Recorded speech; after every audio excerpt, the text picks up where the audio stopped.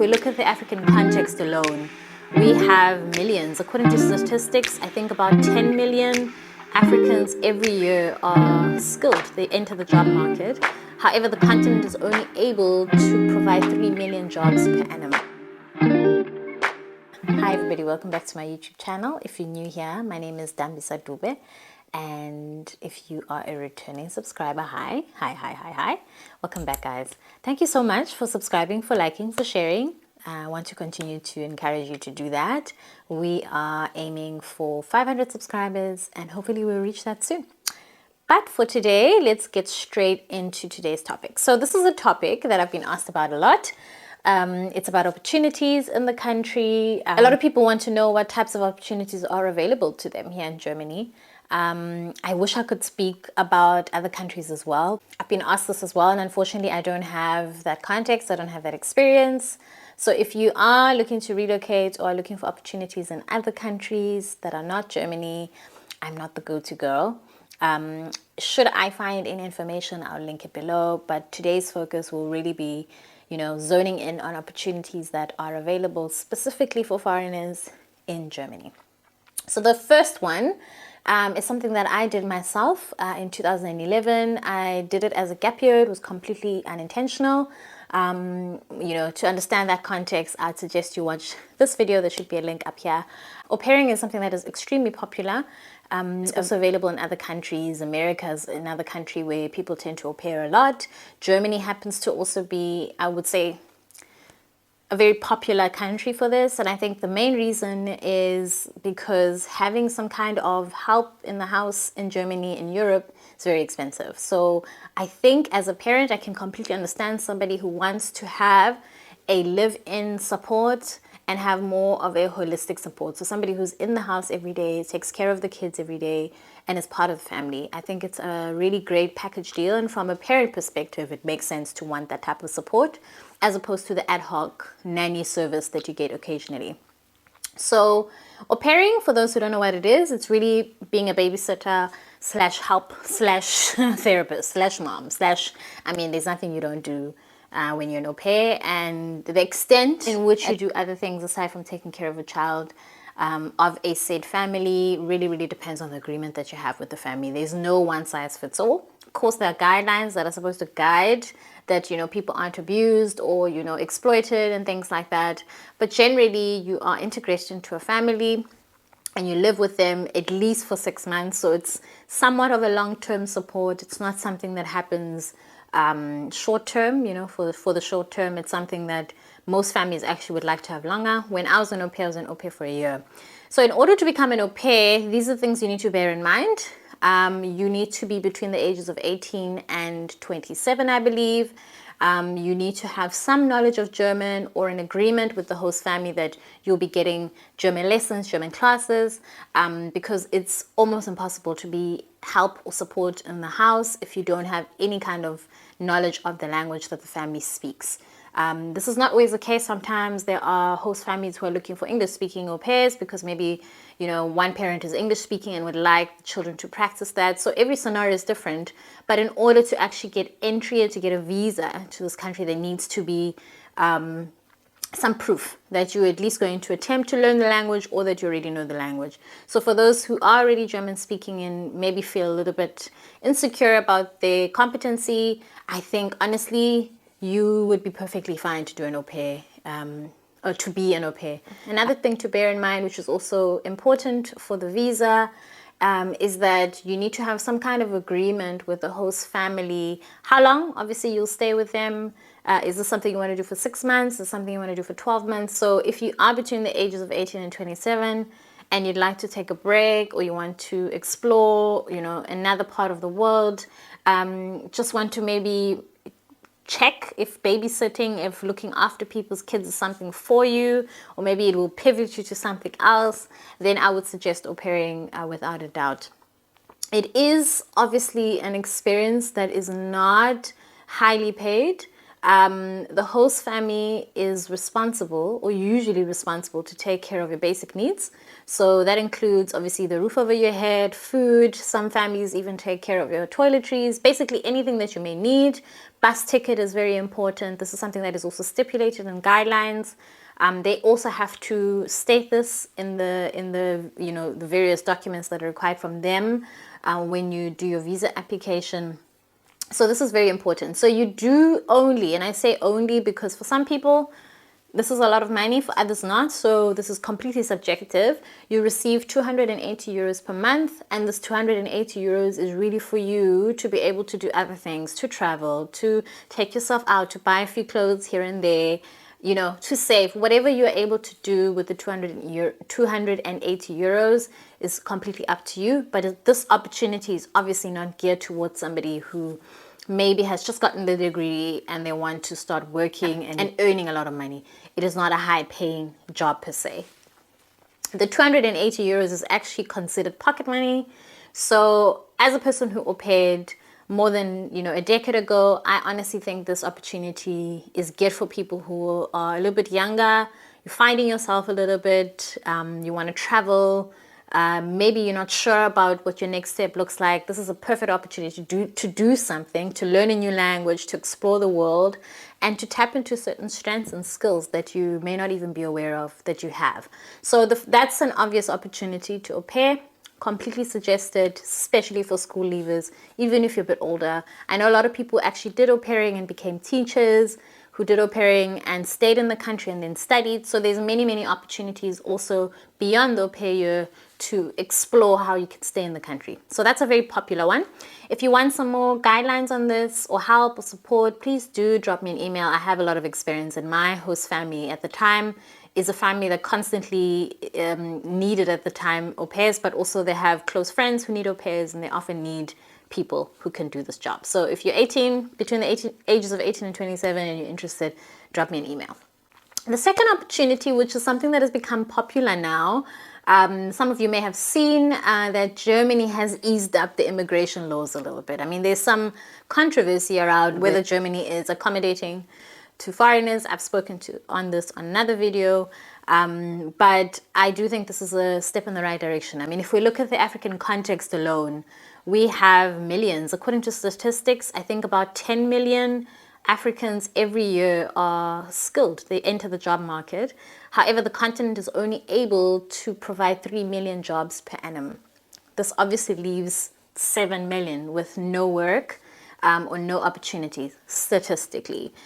In other words, a lot of people need to pursue opportunities elsewhere. And if you look at the flip side, Germany has a shortage of 400,000 skilled workers that are required and needed in the country. What is a skilled worker? I'll leave the description here for you. But I think even if you're not a skilled worker, Germany is definitely a country that needs a lot of competencies and skills, research opportunities. I mean, engineering, any career I can honestly think of, there's been people who found a job in Germany. Obviously, the job market is quite competitive, but they are looking specifically for skilled workers. So there is something called the blue card that has been introduced to make it easier for people, specifically skilled workers, to enter the country. For this blue card, you need to be under the age of 35, have some kind of professional qualification or experience or both, and you need to have German knowledge or have lived in the country or at least present an interest in learning the language. I know that there are some people who did not know German and had never been exposed to the country before who have managed to get jobs here as skilled workers. So it's not the absolute requirement, but it is something that is more likely to be geared at people who have some kind of relationship with the country. I will leave a link below from Deutsche Welle, who've done a nice documentary that really details this new law. So if you are somebody who's considered a skilled worker, Germany is in desperate need for your skills. So this is something to really look into. As usual, I'll leave links below for you to have a look at. So the third opportunity is research. Research. This is something I'm doing currently. It's extremely popular. The German government, specifically the Foreign Office, pumps a lot of funds and resources into getting external skills, expertise in the form of research into the country, but also uses this as a way to strengthen relationships and create a space for innovation, create a space for fresh ideas, and to encourage and sort of shake up the German society and the way of thinking and doing things. So I think this is a very smart approach from the country. And there's a lot of people who've entered the country through research, whether that was through fellowships like myself, or whether somebody took the university route. And that is also a very popular route to come to the country via studies. And actually, if you want to take the university route, it's not extremely difficult to get accepted into a German university. It's the same process like in any other country. However, as per visa requirement, you often have to prove that you are able to sustain yourself financially. So for those who don't have context, Germany, university or schooling is affordable. That means free or at a very minimum cost. And usually you have to provide some kind of proof that you're able to sustain yourself every month. This can be through bursary, this can be through somebody who pledges or writes a letter and says, I'm responsible for person X during their studies, or if you have money saved up in your account, that you're able to show proof in the form of bank statements or whatever else that you have available to you to convince the German government that you have money to be able to sustain yourself. That does not necessarily mean you'll be using those funds. However, in order to get by, often people need more than what is stipulated in the visa requirements. And I think it's around 800 euros or so that one needs to have per month. And that would obviously be calculated against the duration of whatever course. So that is usually the university route. I know a lot of people have entered the country through that. However, there are other opportunities such as fellowships, such as grants, short-term summer, semesters, exchanges with universities. So if you are at a university right now and you're studying, look at your international department, contact somebody there. Maybe they have a partnership with Germany, or maybe just explore what other short-term, opportunities there may be to come here for the summer, to come here for the winter, or for a semester, to just get exposed to a different country. So that's another opportunity. It's not necessarily a job, but it is an opportunity to, get entry into the country and get exposed maybe, if you're perhaps not so sure about coming here for a job at first.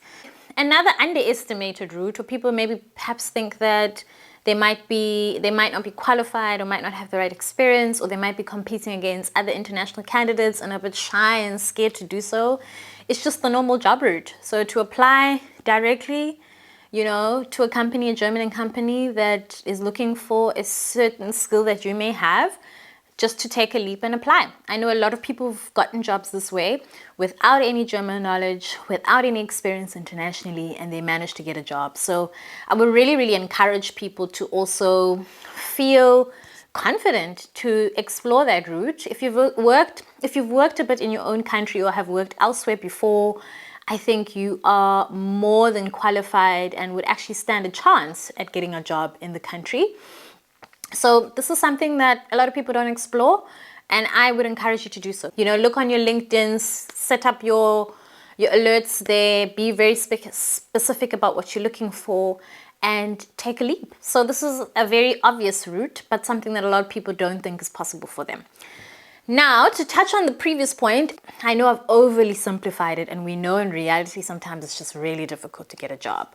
So if that has been your experience, you've applied, you haven't been successful, another really popular route is to consider everything I've mentioned before. So there have been I know of people who started off as an au pair in the country, then studied here, first were an au pair, then studied here. After doing their studies, they then, applied for a job and are now living in Germany. So you are also able to sort of be clever and get your foot in the door. Once you've gotten your foot in the door, make sure you upskill yourself enough to be prepared for the next role or the next opportunity. So I think sometimes the key is to get yourself in the door. And whatever that looks like for you, whatever the easiest route is for you, is obviously going to be very different and will vary for each person. I would always say, as I mentioned in most of my videos, you need to know your why. You need to know why you're doing things. the more intentional you are about seeking out opportunities, the more in tune you are with yourself about what is needed for your journey, for your purpose, I think then you can also cleverly maneuver some of the hurdles. So another route is to do an Ausbildung, which in my country is similar to courses that are typically done at TVET colleges. However, it can also be other jobs that are considered jobs for skilled workers. There is a shortage of specific skills in the country. I will leave a link for this to just give you some direction. But this is obviously very popular as well. So the German schooling system is very unique. They have, I'm going to completely oversimplify it now, but they have primary school, and from a certain grade in primary school, children are then divided or split into different categories of schools, depending on their competencies, their skills, how smart they are. And there's a whole discussion of whether this is problematic or not. However, this is the reality.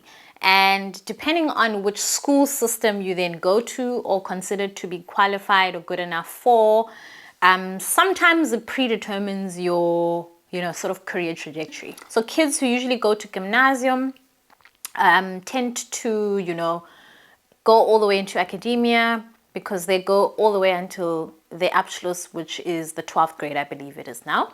However, there are kids who go to some version of a secondary school, and then their schooling system is a bit different, or they process their journey is a bit different. It does not mean they can't then eventually study. However, that route is usually very different. And these people typically do Ausbildungen.